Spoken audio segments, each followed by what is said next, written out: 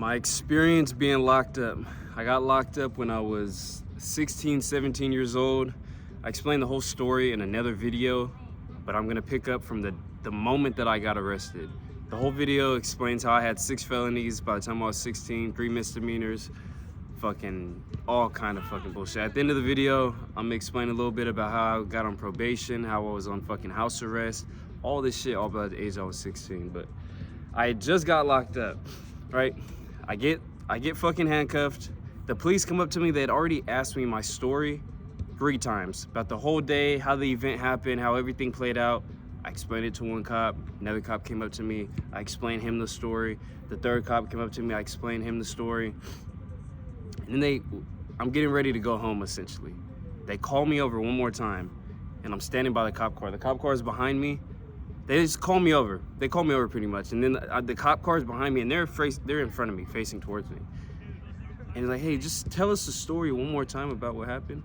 And I'm like, yeah. So pretty much these people came up to us, did this, they started tripping, da da boop boop. I explained the story.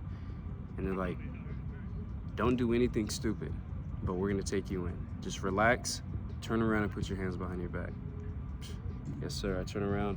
I've always been like pretty calm and collected, even during chaotic situations or fucking when I'm really surprised about something. Most of the time you won't notice it on my face. So in that moment, I'm like, what the fuck? But I just turn around, put my hands behind my back, and I'm like, sir, I was like, can you please my mom was there at the time. I was like, sir, can you please let me explain it to my mom? Because if you do it, she's gonna freak the fuck out.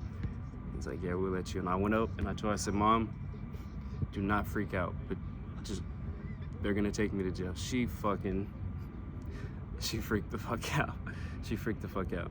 They put me in the back of the cop car. It was like a fucking movie, sort of. Like, I literally get in the back of the car, and then they drive me off. I literally see my mom, my sister, my fucking, just see everybody, and I just drive off. We go like 30 minutes back into my city, because we were in Manteca. I'm from Stockton. So we drove back to the juvenile center back in my city, and they drive through this big ass fucking 20-foot gate. Motherfucker opens up hella slow. Drive in, the gate closes behind us. Long story short, boom, I get booked in. By the time I get booked in, it's about 2, 3 in the morning. Strip out all my clothes, get into like the jail clothes. I'm in these fucking blues, got these little slippers on and shit. And then they give me one phone call. And I don't remember, it was, that phone call worked. Yeah, that phone call did work when I got to the fucking like little reception center. Boom, they changed me out. They take me to my cell. I'm walking in through the whole fucking jail system, and like the whole jail, whole jail building. There's cameras everywhere. Every time you walk into one section of the fucking jail, there's a door behind you that slams, a guard. You go through another section, door behind you. It's like, I'm like, God, this motherfucker's secure, goddamn. And they finally take me to my room. It's like a fucking it's just a metal ass door, a slit like this where there's glass. That's it. You walk into the room, it's the fucking, say this is the toilet, I'm sitting on it. Right behind me, attached to the toilet, is the sink. So you fucking take a shit, turn around, wash your hands in the sink, and then there's just a little ass bed. I don't even know how big the room is, fucking 8 by 8 or some shit, or 10 by 10. I don't know. It's a small ass fucking room, let alone, or simply put. I walk in, door closed behind me, boom. I'm like, I literally walk in there and I'm looking around, I'm like, damn, like this is fucking crazy. It was a what was it, a Friday night? It was like, maybe it was a Wednesday. Oh no, it was a Friday night. Yep. I remember, because I wasn't gonna find out when I was gonna get out, when I was gonna have my court case. I wasn't gonna find anything out until at least Monday, the earliest. No sooner than that would I find anything out. And when you get locked up, you want to know, before you even fucking get in the cop car, you want to know, when am I gonna get out? When am I gonna when can I talk to someone? When can I do this? That alone is the biggest like trouble in your mind, is not knowing when the next fucking thing is gonna happen. Listen to the video, because I'm gonna explain how this fucking plays through my mind and how it's changed me even to this day. And it's been years. I was 16, I'm 23 now. First fucking night, it was like 3 in the morning. They woke me back up at like 6 because there was still school. I was a juvenile at the time, so there's still school going on in the jail. They woke me up, and I went and had breakfast, went out with everybody pretty much. Like, we're all in this big ass area, like a movie fucking type shit. You're just out there eating food or whatever. I eat my food and then go right back to your room. And then everybody else goes back to the room, and you sit in there for like, I think it's like 2 hours or something, until fucking you come out for like a little break or something. There was like 2 days left of school, so it's not the regular jail schedule. And long story short, I remember one of the days, I swear to God, we fucking woke up, had breakfast, went out, did whatever, did a little PT shit, went back to our room, fucking slept, read, did push-ups, did all this shit, went back out, had class, came back in, bunch of shit. Hell, it just seemed like a long ass day. I wouldn't even say it was a bunch of shit, just a long ass day. We came out one more time. Dude, it felt like it was fucking 6 or 7 p.m. I looked at the camera. It was not at the camera. I looked at the clock. It was fucking 10 a.m. It was the longest fucking few hours of my life. Like, no joke. And anyways, I remember looking at the clock like, this is fucking insane.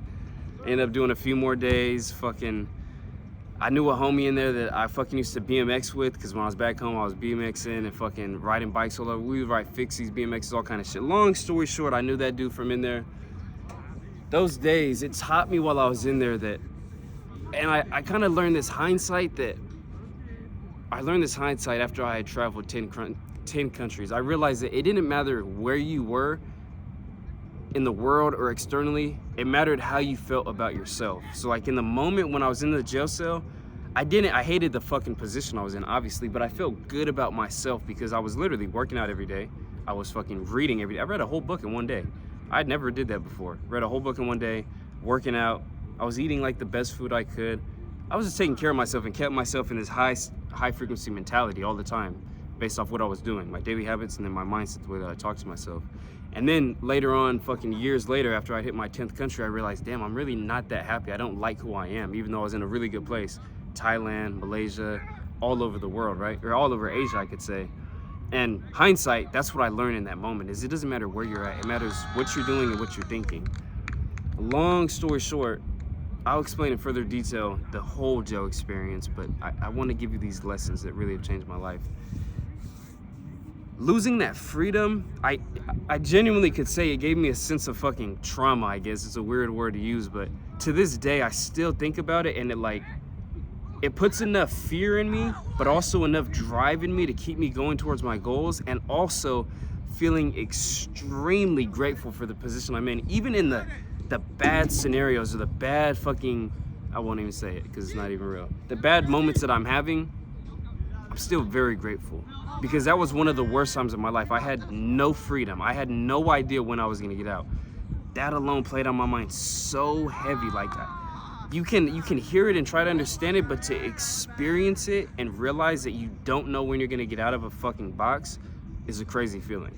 And that feeling is still trapped in my head, where I'm like, I cannot be ungrateful for the simplest moments. So just realize, like, I want you to look back on the worst days of your life, the worst moments, and compare them to today, or to the bad days that you're having now, and realize, like, damn, today is a really fucking good day. Even if you did absolutely nothing, even if you got a flat tire and you broke up with your girl or whatever, like, it's still a really good day in comparison to the worst day you've had, because you've had some fucked up days. You feel what I'm saying? So just go into it with that mindset. Like, just realize your life is so fucking good.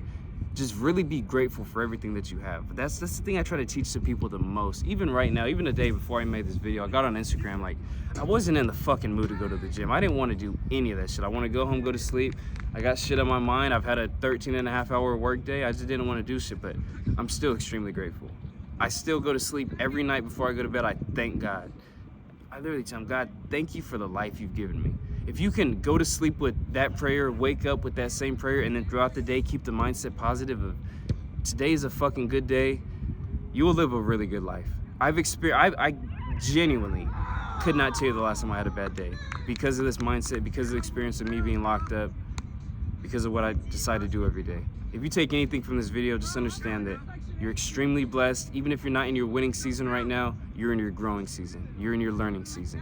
You're in the season where things aren't terrible, but it's just your fucking mindset at the end of the day.